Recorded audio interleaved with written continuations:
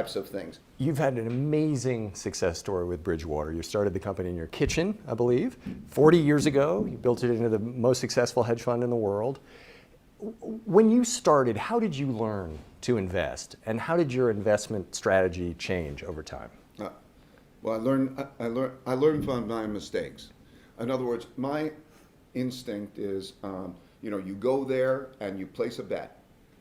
I've had winners and I've had losers. And what I did, every time I made a mistake, they became painful mistakes, but with time, I realized that reflecting on those mistakes would give me gems. What I would do is I'd say, why did I make that mistake? And I would learn from that mistake. And I'd write down a rule. So what was helpful for me is I put that rule, I wrote these principles down.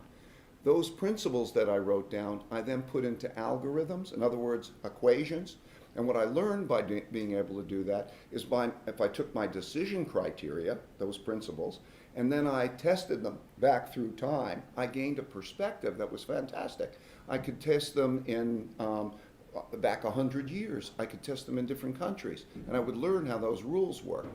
And by putting all those rules together and then having these algorithms, the computer could replicate my thinking, but it could actually think better than I could, because what it would do is it could process more information, it could process it faster, and it could process it less emotionally.